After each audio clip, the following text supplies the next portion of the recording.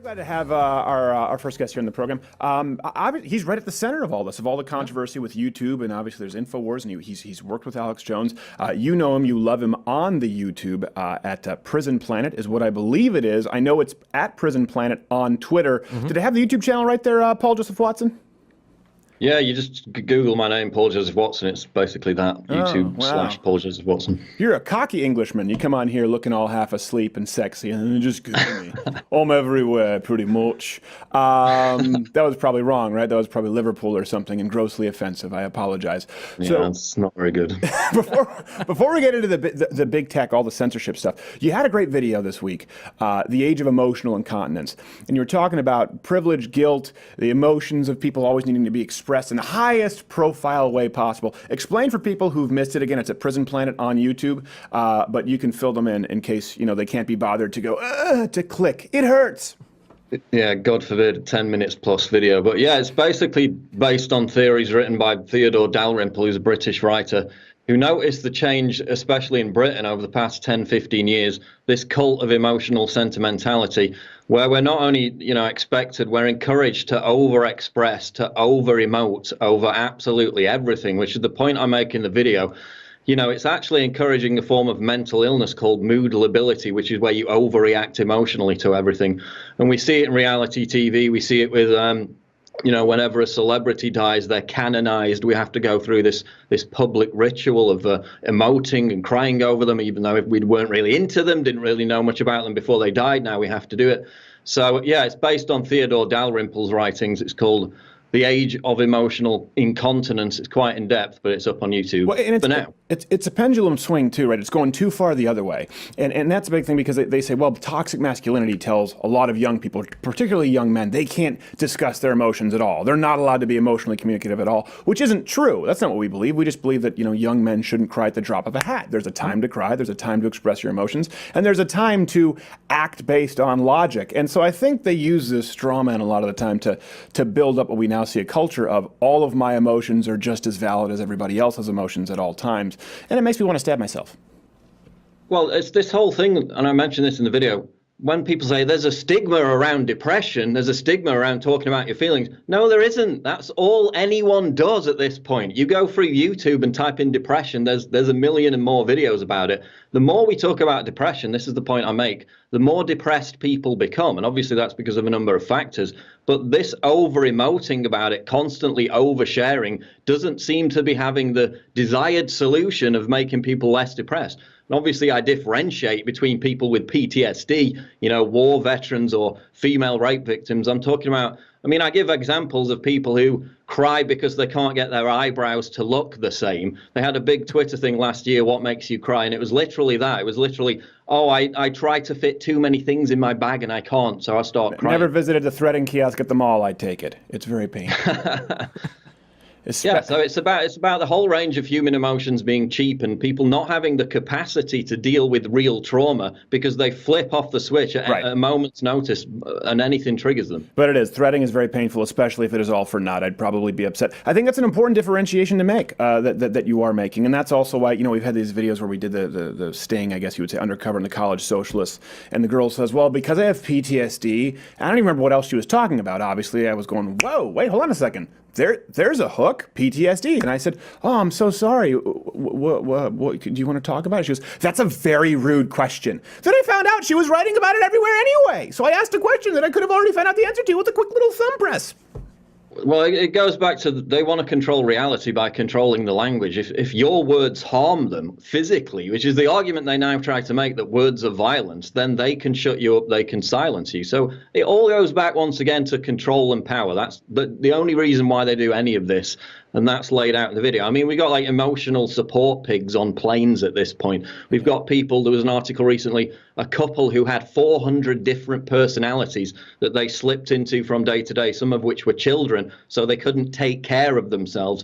And society is normalizing this because the gamut, the range of mental illnesses that we're being told to accept as, forms of oppression if you even disagree or question them, Right. is getting ever vaster, ever wider, and it's basically normalizing mental illness when it should be a stigma to some extent if it's being overprescribed and if people are over emoting at nothing. I remember when the temporary insanity plea became really in vogue and people were looking into it saying, is that a real thing? Like, well, I was crazy when I killed him, but I think I'm fixed now. And now they're saying like, well, I was able to feed myself until I reverted to Timmy, my childlike self, and now I need you to wipe my ass, please. Speaking of control and power, obviously, listen, you've worked with Alex Jones for a long time. There's been this deplatforming. We were just talking about it, and we've just, by Inverse, I think it's a magazine and online website, we've just been, yours truly, #1 most likely alt-right channel, as they put it, Stephen with a PH, to be removed from YouTube. Well, what are your thoughts on this? Because we've talked about this, obviously.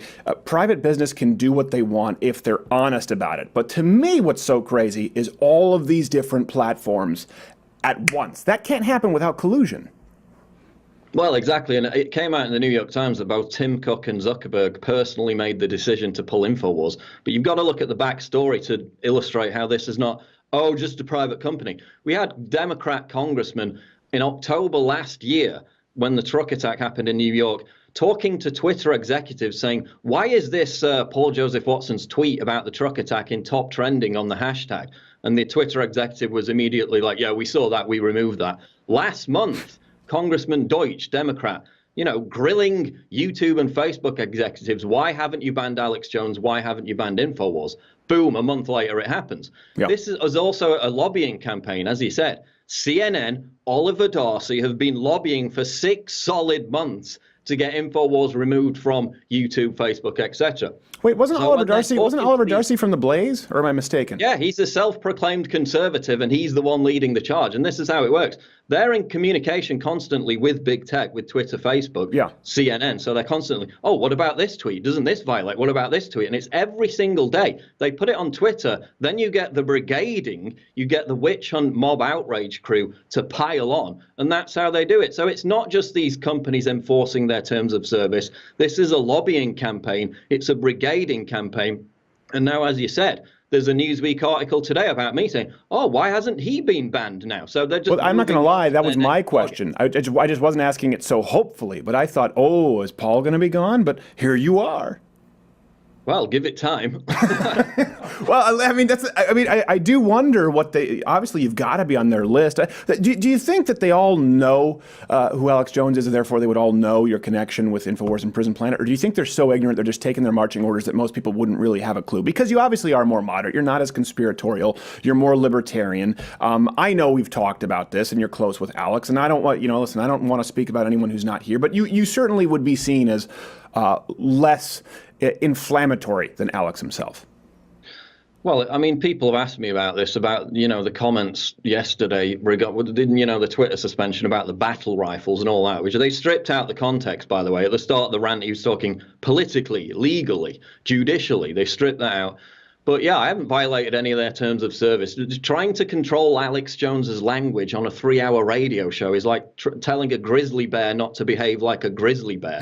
So yes, if you drill down and pick through every single sentence, you're going to find something that might violate their TOS. Right. But again, it's these brigades. It's the fact that Media Matters writes an article about this.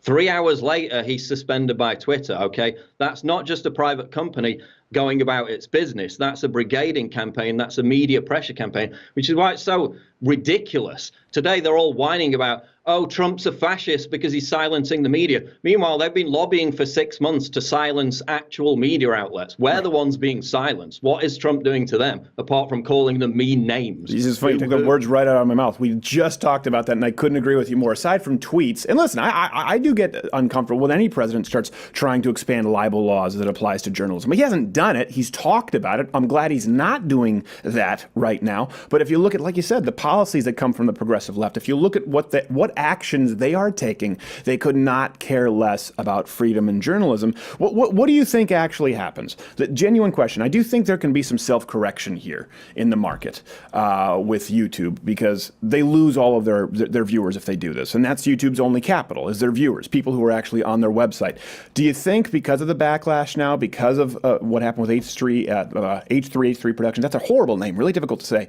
Do you think maybe they backtrack, they step it back, or do you just think they go forward full throttle? Well, we've seen it in the past where we've had it really bad with the demonetization, with the whole SPLC, flagging content. That got pretty bad for a while. Then they stepped it back. But again, it's these brigades. If these brigades of blue check marks on Twitter pile on, which they do every day, then you've got people within these companies who feel pressured. The thing that's different about Twitter, from what I know, Jack actually to some extent supports free speech, believe it or not. He's like the least worst of them, because he's talked to big conservative people who've been to dinner with him, and he's getting pressured from within his own company from all these hysterics. See, I thought he was the worst. I thought he was the worst of the three. He was about a year and a half ago, and I thought Susan Wojcicki still had to be beholden to to the bottom dollar at a certain point, but maybe not. Maybe not since we had Clint Howard play her in A Christmas Carol. She's a little upset about that.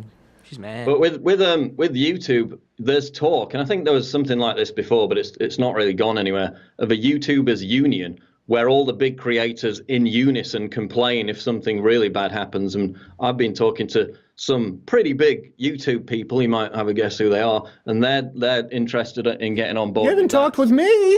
I'm up there. Well, we want you on board, obviously. And there's talk of a big live stream with all the top personalities probably next week.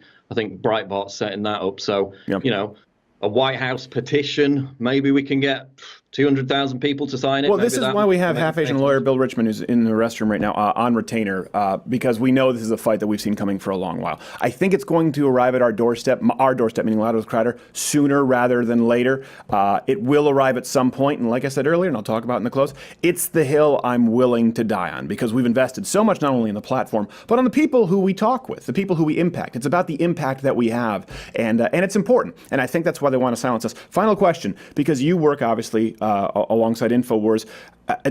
How's your job security? Are you good? You need us to PayPal you anything? You okay? Well, actually, product sales were up 3 times over the past couple of weeks. So all this censorship does have some decent knock-on effects. Obviously, that's not going to last long term. But, the app was downloaded millions of times, millions of newsletter signups. So we'll be all right for now. We got some capital. And we've got a loyal audience that will support us in times of need, and they have done. Well, I appreciate that your audience does that. Now, where's the best place for people to find you so they can support you personally? At Prison Planet on Twitter is the best place. At Prison Planet on Twitter, as long as Jack Dorsey still thinks he's cute, and why wouldn't he? Look at those baby blues. And we're the same way. Listen, that's why we had to create Mug Club, because we're still fighting the fight on YouTube, and I appreciate that you're there. Paul Joseph Watson, you must go. We have Mark Levin next. Thanks a lot. Take care.